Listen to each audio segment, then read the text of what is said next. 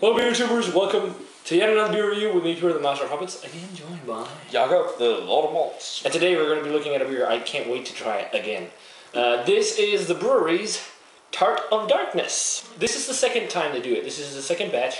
The first batch I reviewed with Ryan back in San Diego, which was in the Provision series and only made to be sold at the Provision store in Orange. Now this is just called Tart of Darkness, and they decided to release this they're everywhere for the general public in distribution, or well, the store in Orange is also for the general public. It was just you could only buy it at the store. It was nothing to do with their reserve society and all that. And it actually, Ryan was actually going to send me a bottle from the new batch, but it showed up here in Denmark, so I was like, no, I don't mind because I can get it here now. So that's pretty awesome. Basically, what they do is they make a sour stout and they age it in oak barrels that's had Black Tuesday in them. So it's old Black Tuesday barrels that they put it in. So they basically were like, hey, instead of throwing these barrels out or whatever, let's put a sour stout in there, which is a really cool idea. And yeah. On the label it just says sour stout aged in oak barrels on 5.6%.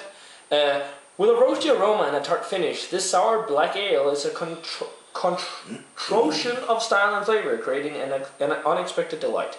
And then it says sour stout in German. And on the back is just the usual how to serve it and all that stuff. We just chilled it slightly because it's set to serve it around 13 degrees or 10 degrees Celsius, and this is probably around that temperature. Yeah, so, I think 13 maybe. Yeah, I know, it's a little colder. Whatever. Yeah. But let's get this crack open. I can't wait to try this again. So yeah, let's go. So we got the Tart of Darkness poured. And it's a nice, pretty dark, ruby red, I'd say. It looks blackish, but I get definitely ruby red notes on the sides of the glass. Yeah.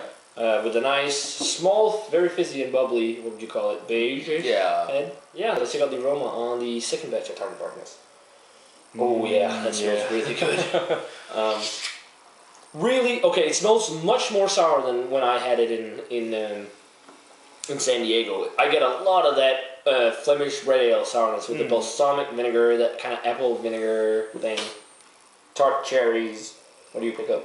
Well, it's actually quite hard to get the stout quality of it, but That's it's definitely there. The one I had more stout quality. It had more of the chocolatey and roasty notes. I mean, there's definitely some darker roasty kind of aromas, but it's not as dominant. What's dominant right now is the sourness. Yeah.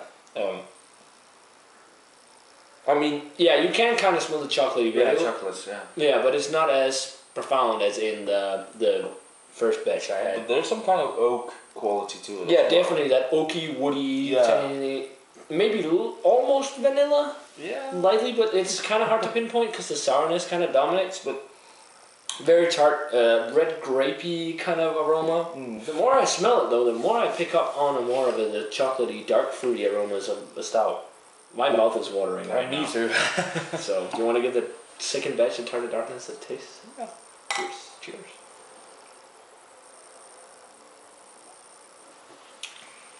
Oh God, yes.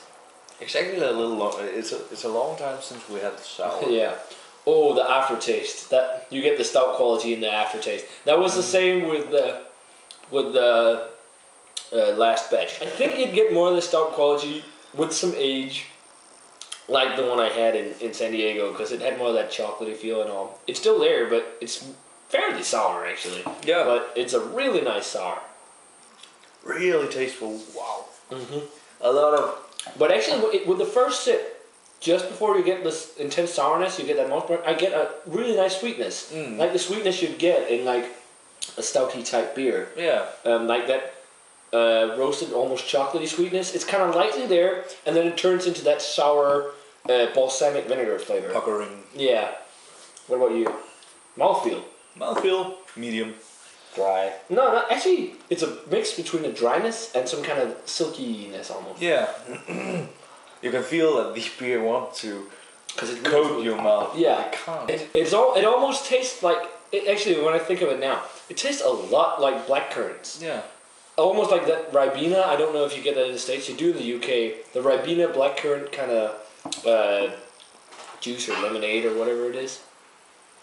You really get that in there. Yeah. Along with that sour dark cherries and dark fruits. But you get some of that stouty quality too, the chocolatey kind of roasty feel, but it's mostly just really sour. Yeah, I mean, you kind of have to look for the other flavors. Yeah, there's some vanilla quality to it as well. And some definitely oaky tannins there. I gave the first batch a 95. I'm going to give this a 95 as well. I think this is an amazing beer. Even though I prefer the other one a little, I actually really like that this has more of a sourness to it because I really like sour beers too, so in that way it kind of evens out. So 95, phenomenal beer. I mean, definitely get this if you can. Yeah, I'm going 97. This is a great beer. Definitely worth picking up and trying. 95 from me and 97 from Jakob for the Brewery's Tart of Darkness, the second batch. Definitely also a beer you can age for a couple of years for sure. Yeah, if you want more of a stout quality. Yeah, age it for a couple of years. This will age nicely, so we should probably grab another bottle and age it. Yeah, probably. Yeah, so maybe. So yeah, guys, that does it for this beer of the Brewery Tart of Darkness. Definitely let us know what you think of this beer if you've had it. As always, remember to comment, subscribe, check out the Facebook fan page and Twitter, and we're gonna say cheers. Cheers. And we're gonna see you in another beer review.